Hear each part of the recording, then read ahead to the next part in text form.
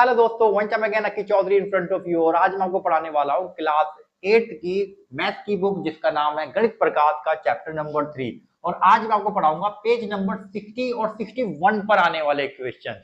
तो हम इससे पहले दो पार्ट्स कर चुके हैं और अभी तक आपने उस वीडियोस को नहीं देखा है तो आप डिस्क्रिप्शन में जाकर उसका लिंक देख सकते हैं या फिर आप डायरेक्ट प्लेलिस्ट में भी उसका वीडियो देख सकते हैं। तो आइए पता लगाइए।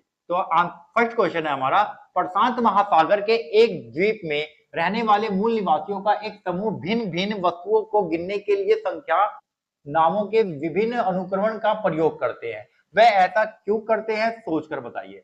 मतलब ये कहना चाह रहा है कि प्रशांत महासागर के द्वीप समूह, जो प्रशांत महासागर है उसके आसपास जो भी द्वीप समूह है जहां पर लोग रहते हैं, जो जमीनी क्षेत्र है, वहां के जो मूल निवासी हैं वो अलग अलग चीजों के लिए अलग अलग शब्दों का प्रयोग करते हैं, मतलब गिनती के लिए। ठीक है, जैसे मुझको अगर पेन काउंट करने हो, अगर 2 पेन है तो उनके लिए 2 पेनों का नाम कुछ और है, और अगर 2 बुक्स है तो उनके लिए 2 बुक्स का नाम कुछ और है। 2 बुक्स का नाम कुछ और, मतलब जैसे हमारे पास पेन की संख्या 2 है तो हम 2 बोलते हैं, बुक की संख्या 2 है तो हम 2 बोलते हैं। लेकिन प्रशांत महासागर के आसपास जो द्वीप समूह है वहां पर जो लोग रहते हैं वो 2 पेन के लिए कुछ और शब्द का प्रयोग करते हैं और 2 बुक्स के लिए कुछ और शब्द का प्रयोग करते हैं। तो इसने बोला है हमसे कि वह ऐसा क्यों करते हैं, सोचकर बताइए। तो इसके पीछे 3 कारण है।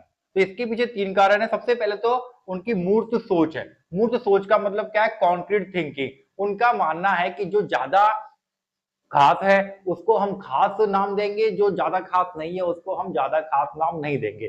जैसा कि द्वीप समूह के आसपास का क्षेत्र, तो वहां पर जो शिप्स होती है, शिप मतलब जो नाव होती है, उस नाव के लिए वो कुछ, अगर 10 नाव है तो उनके 10 नाव के लिए कुछ और नाम होगा। अगर वही चीज 10 नारियल है तो उस 10 नारियल के लिए उनका नाम कुछ और होगा। तो इस तरह के सोच को कहते हैं मूर्त सोच। कॉन्क्रीट थिंकिंग है उनकी कि अलग अलग चीजों के लिए, खास चीजों के लिए खास नाम, और जो खास नहीं है उनके लिए ज्यादा खास नाम वो नहीं सोचते हैं। सेकंड हम कह सकते हैं दैनिक जीवन की आवश्यकता। दैनिक जीवन की आवश्यकता का मतलब है कि जो रेगुलर लाइफ में बहुत ज्यादा यूज होने वाला सामान है उसको वो बहुत ही खास शब्द से पुकारते हैं, खास शब्द से उसको बुलाते हैं, और जो ज्यादा यूज नहीं होते उसको कम शब्दों से पुकारते हैं। जैसे कि नाव का एग्जांपल लिया, नाव जो है उनके लिए बहुत खास माना जाता है, वो उनके बिजनेस का सबसे बड़ा इंफ्रास्ट्रक्चर होता है जिससे वो अपने बिजनेस को कर पाते हैं, तो उसके लिए वो अलग नाम सोचते हैं। अगर नारियल का एग्जाम्पल है तो नारियल के लिए वो अलग नाम सोचते हैं। तो आवश्यकता के अनुसार वो उस शब्दों का, उस संख्या को अलग अलग नामों से पुकारते हैं। भाषा का विकास। अब भाषा का विकास, अब जो यहाँ पर हमें सोचकर बताना था तो मैंने जो सोचा, एक भाषा का विकास होता है, किसी भी भाषा या गिनती का विकास जो हुआ है वो पर्यावरण की जरूरतों के हिसाब से हुआ है, ना कि किसी व्याकरण या फिर किसी ग्रामर की किताब से हुआ है। तो जैसी जैसी जरूरत पड़ती गई वैसे वैसे गणित ने और लैंग्वेज ने अपने आप का विस्तार किया। ठीक है, तो भाषा का विकास कैसे हुआ, जरूरतों के हिसाब से हुआ। जैसी जरूरतें बनी वैसा होता चला गया, वैसा ही विस्तार होता चला गया। ठीक है, तो इसमें ज्यादा कुछ खास तो नहीं था, लेकिन फिर भी उनकी सोच के ऊपर, मतलब उनकी सोच पर निर्भर करता था कि वो उनको क्या नाम देना है। तो सेकंड क्वेश्चन है हमारा। अब देखते हैं हम सेकंड क्वेश्चन। 2 के बार बार प्रयोग से गिनती करने की इस विधि में गुमुलगल संख्या पद्धति की 6 से आगे की संख्याओं पर विचार कीजिए। इस पद्धति में आने वाली संख्याओं के लिए हिंदू संख्याओं का प्रयोग किए बिना विभिन्न अंक गणितीय संक्रियाएं जमा, घटा, गुणा, भाग करने की विधियों का पता लगाइए। तो यहां पर एक संख्या पद्धति का नाम लिखा हुआ है गुमुलगल। क्या लिखा हुआ है? गुमुलगल संख्या पद्धति। ये गुमुलगल संख्या पद्धति क्या होती है? गुमुलगल संख्या पद्धति ये क्या होता है? तो पहले के टाइम पे जब नंबर्स नहीं हुआ करते थे तो गुमुलगल संख्या पद्धति का इस्तेमाल करके हम जोड़, जमा, घटा हम कर पाते थे। तो उसके अंदर क्या होता था, उसके अंदर जो शब्द जैसे हमारे 1 होता है, 2 होता है, 3 होता है, उसी तरीके से उनका शब्द होता था उकासर और उरोपन। तो उनके पास सिर्फ और सिर्फ 2 ही काउंटिंग हुआ करती थी, मतलब उपासर और उरोपन। उपासर उरोपन एक गुमुलगल संख्या पद्धति के 2 शब्द हैं और 2 ही शब्द हुआ करते थे। इन्हीं 2 शब्दों से वो सभी जोड़ घटा गुना जो भी संख्याएं होती थी वो सभी संख्याओं का पता लगाते थे। जैसे हमारे पास आज की डेट में 0 से लेकर 9 तक संख्याएं होती हैं और इन संख्याओं से हम अनगिनत संख्याएं बना पाते हैं, उसी प्रकार से उनके पास सिर्फ दो शब्द हुआ करते थे, उकासर और उरोपन।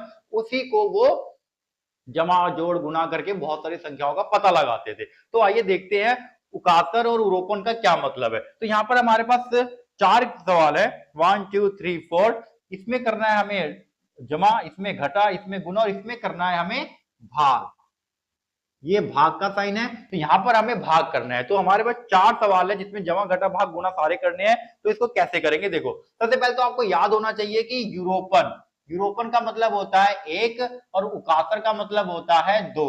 तो उरोपन को हम लिख देते हैं यूआर और उकासर को हम लिख देते हैं यूके। ठीक है, और इसने पहले ही एक बात कह दी है कि हिंदू संख्याओं का प्रयोग किए बिना विभिन्न अंकगणितीयों को सॉल्व करना है। तो हमें कोई अपनी जो संख्याएं हैं 1 2 3 4 5 उसका प्रयोग नहीं करना है।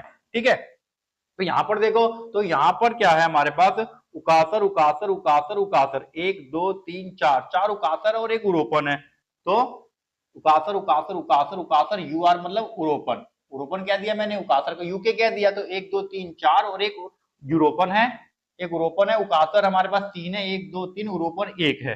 ठीक है, तो उकासर उकासर उकासर 3 है, यूरोपन 1 है। तो इसको हमें जोड़ना है। जब जोड़ेंगे तो देखो यहाँ पे 1 2 3 4 5 6 7, 7 उकासर हो जाएंगे। तो यूके, और ये डैश है, इसका मतलब डैश है, माइनस नहीं है, इसका मतलब याद रखना ये डैश है।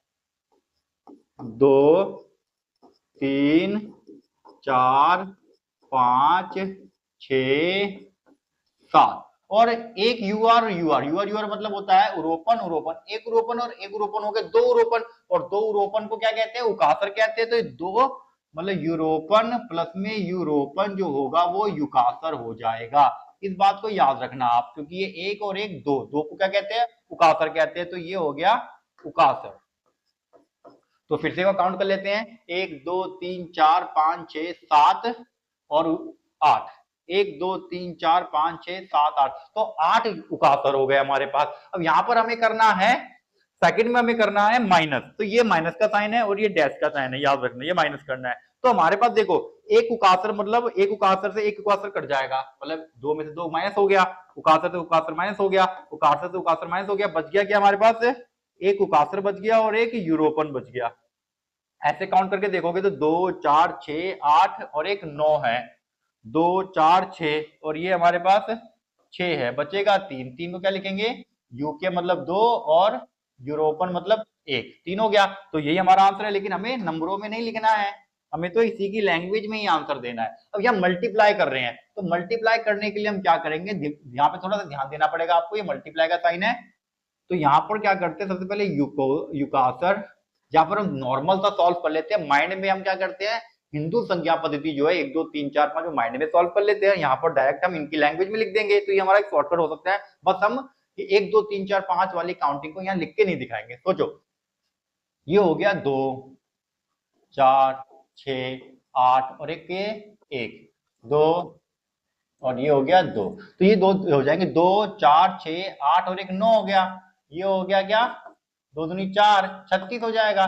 तो हमें 36 चाहिए। अब 36 अगर मुझे उकासर लिखना हो तो दो उकासर होता है, मतलब उकासर का मतलब होता है दो, उकासर का मतलब दो होता है। तो अगर मैं यूके को 18 बार लिख दूं तो 36 हो जाएगा, हो गया मल्टीप्लाई। तो हम क्या करेंगे, 18 बार उकासर लिख देंगे, उकासर 2 3 4 5 6 7 8 9 10 11 12 13 14 15 16 17 18। अब 18 बार हमने उकासर लिख लिया, इसका मतलब क्या हो गया, टोटल 36 हो गए। तो यहाँ पर फिर से देख लेते हैं हम, 1 2 3 4 मतलब 8 और एक 9 गुणा में 4, 9 तो 36 ही आना है। तो 36 को अगर मैं इसकी लैंग्वेज में लिखूंगा तो 18 बार उकासर लिखूंगा। ठीक है, तो यहां पर हम लिख देते शॉर्टकट में 18 टाइम्स, मतलब 18 बार यूके उकासर। ठीक है, तो लेकिन नंबरों में लिख के नहीं दिखाना है, हमें यहीं पर ही छोड़ देना आंसर।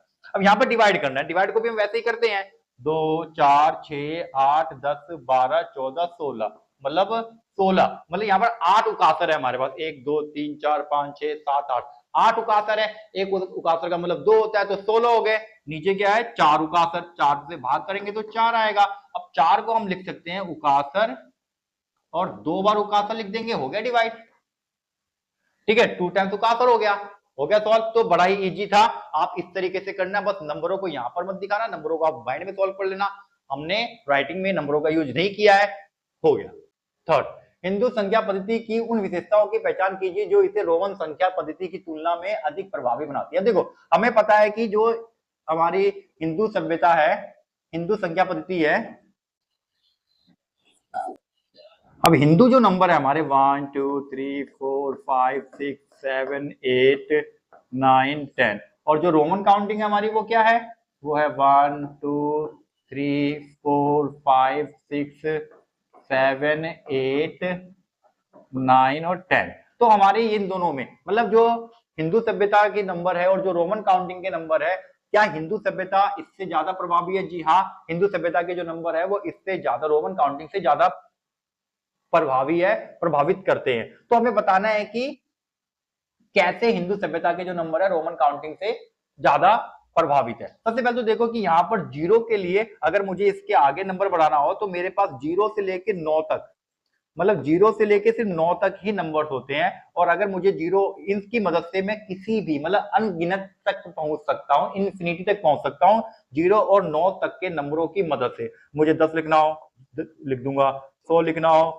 मैं लिख दूंगा, 5000 लिखना हो मैं लिख दूंगा, 5001 लिखना हो मैं लिख दूंगा। तो इन्हीं 0 से लेकर 9 तक की संख्याओं का यूज करके मैं बड़ी से बड़ी संख्या को लिख सकता हूं। तो ये एक तो ये हमारे पास तरीका है कि हिंदू के जो नंबर्स हैं, जो हिंदू संख्या पद्धति है, उसको हम रोमन काउंटिंग की तुलना में बहुत कम नंबरों से बहुत बड़े नंबरों को लिख सकते हैं। लेकिन जो रोमन काउंटिंग के नंबर है, हमारे पास हर एक नंबर के लिए एक नया अल्फाबेट होता है या फिर एक नया डिजिट होता है। ठीक है, अब जैसे कि आगे बढ़ता जाएगा, हम मतलब इसको 100 को डी बोलते हैं, डी बोलेंगे, या फिर अलग अलग नंबर्स के लिए मेरे पास अलग अलग अल्फाबेट होंगे। तो ये थोड़ा सा क्या है कि इसको याद रखना थोड़ा मुश्किल हो सकता है, लेकिन इसके साथ हम जमा घटा भाग गुणा सब कुछ कर सकते हैं। इसके साथ जमा घटा भाग गुणा करना बड़ा मुश्किल हो जाएगा। तो आइए थोड़ा सा विस्तार से समझते हैं इसको।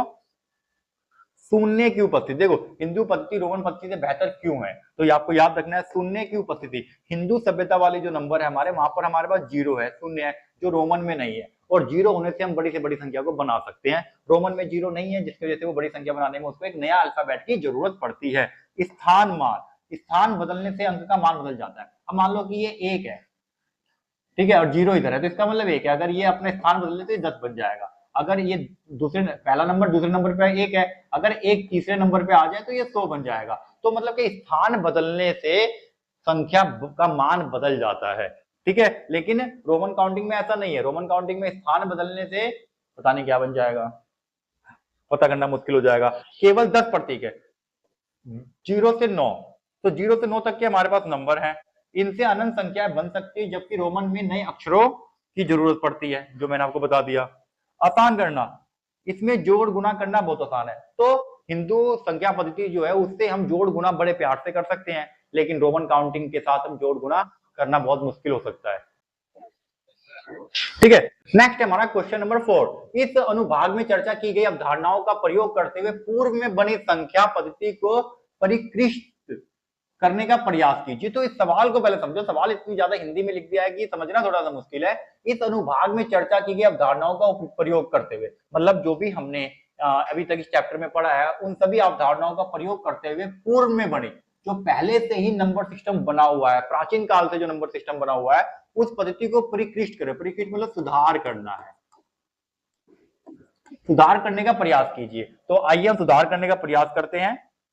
सबसे पहले परिष्कृत वैज्ञानिक संख्या पद्धति, रिफाइंड ग्रीक सिस्टम। तो रिफाइंड मतलब हो गया सुधार करना, मतलब परिष्कृत करना। सबसे पहले तो मूल अंक हमारे पास 0 से 9 है। अगर मैं 0 को ओमाइक्रोन बोल दूं, 1 को अल्फा बोल दूं, 2 को बीटा बोल दूं, 3 को गामा बोल दूं, 4 को डेल्टा बोल दूं, 5 को लैम्डा बोल दूं, 6 को म्यू बोल दूं, 7 को पाई बोल दूं, तो इन सबको अगर मैं इन नामों से पुकार दूं तो दशमलव, तो इन नामों से पुकारो, जैसे कि हमारे भूतकाल में इन नंबरों का जिक्र किया गया है, ग्रीक भाषा में पहले ये नंबर चलते थे, तो मुझे इसमें क्या सुधार करनी चाहिए, तो इसके अंदर दशमलव नियम को ऐड कर सकते हैं हम। दशमलव के लिए हम स्टार का प्रयोग कर सकते हैं, जिससे हम दशमलव में भी नंबर लिख सकते हैं। अब इसका मतलब क्या हुआ, 5.7 है, तो 5 को हम कहते हैं लैम्डा और 7 को हम कहते हैं पाई, और पॉइंट के लिए हमने क्या किया, स्टार बना दिया, तो ये बन गया 5.7। तो हम ये सुधार कर सकते हैं। एक स्थानीय मान की अनिवार्यता, शून्य ओमाइक्रोन, इसको कहते हैं ओमाइक्रोन। तो शून्य ओमाइक्रोन का प्रयोग करके हम 205 को बीओ मतलब बीटा ओमाइक्रोन और लैम्डा लिख सकते हैं। अगर हमने, जैसे कि हमारे पास जीरो के लिए कोई शब्द नहीं था, तो जीरो को अगर हमने ओमाइक्रोन लिखा ग्रीक लैंग्वेज के अकॉर्डिंग, तो हम उसको 205 को इस तरीके से लिख सकते हैं। तो जीरो को हमने ओमाइक्रोन मान लिया, ठीक है। बड़ी संख्याओं के लिए घात 10 के लिए डेल्टा का प्रयोग करके बड़ी संख्याओं को लिखना। अगर मुझे बड़ी संख्या लिखनी है तो मैं डेल्टा का प्रयोग कर दूंगा, जैसे कि 10 का स्क्वायर मुझे ये लिखना है, तो मैं क्या करूंगा, 10 के लिए मैं लिखूंगा अल्फा ओमाइक्रोन, और फिर मैं ये स्टार बना के, अगर मुझे पावर लिखनी हो तो पावर में 2 लिख दूंगा, मतलब पावर में बीटा लिख दूंगा। तो इसका मतलब क्या हुआ, ये है हमारा 1, ये है हमारा 10 है। इसका मतलब जो इसके बाद वाली संख्या है बीटा है, ये हमारी बीटा जो है ये पावर को दिखा रहा है। डेल्टा क्या दिखा रहा है, डेल्टा हमारा बड़ी संख्याओं को लिखने के लिए पावर का उपयोग करता है। तो हम बी मतलब बीटा मतलब 2 लिख देंगे। डेल्टा जब भी आ जाएगा तो उसके बाद जो संख्या होगी वो पावर में लिख देंगे। तो इस तरीके से हम नंबरों को थोड़ा सा रिफाइन कर सकते हैं, ठीक है।